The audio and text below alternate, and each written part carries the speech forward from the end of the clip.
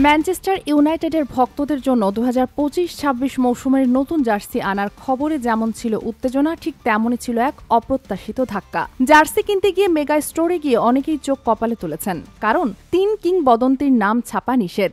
স্টোরে লেখা ছিল সোজাসাপটা লাইসেন্স জটিলতার কারণে এরিক কান্তোনা, ডেভিড বেকহম ও ক্রিস্টিয়ানো রোনালদোর নাম ব্যবহার করা যাবে না। শুনতে অদ্ভুত লাগলেও এর পেছনে রয়েছে ক্লাবের দীর্ঘদিনের এক নীতি। এই 3 ফুটবলারের নাম, ছবি এবং ব্র্যান্ড সবকিছুর ইমেজই রাইটস রয়েছে তাদের নিজেদের নিয়ন্ত্রণে। ফলে ক্লাব চাইলেও তাদের নাম বা ছবি বিনা অনুমতিতে ব্যবহার করতে পারে না।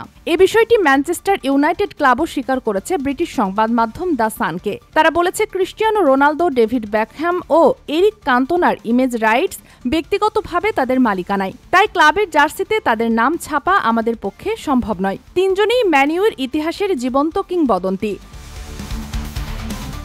স্যার অ্যালেক্স ফার্গুসনের সময় তারা ক্লাবকে এনে দিয়েছেন অগণিত সাফল্য, শিরোপা ও গৌরবময় মুহূর্ত। বিশেষ করে রোনালদোর কথা না বললেই নয়। 2021 সালের দ্বিতীয়বার ক্লাবে ফিরে এসেছিলেন। যদিও কোচ এরিক টেন হাগের সঙ্গে সম্পর্ক তিক্ত হয়ে যাওয়ায় ফেরাটা দীর্ঘস্থায়ী হয়নি। এই নিয়মে কিছুটা হতাশ হয়েছেন ভক্তরা। অনেকেই চাইছিলেন নিজেদের প্রিয় তারকার নাম জার্সির পেছনে ছাপাতে। তবে এটিকে ব্যক্তিগত অধিকার রক্ষার দৃষ্টান্ত হিসেবেও দেখেছেন অনেকে। এদিকে ম্যানচেস্টার ইউনাইটেড বর্তমানে যুক্তরাষ্ট্রে সফরে ব্যস্ত। নতুন কোচ রুবেন আমোরিমের অধীনে দল এখন প্রাক মৌসুম প্রস্তুতিতে। পরবর্তী ম্যাচ বৃহস্পতিবার শিকাগোতে বোর্নমাউথের বিপক্ষে। Sheikh Masuma, daily hour, Bangladesh.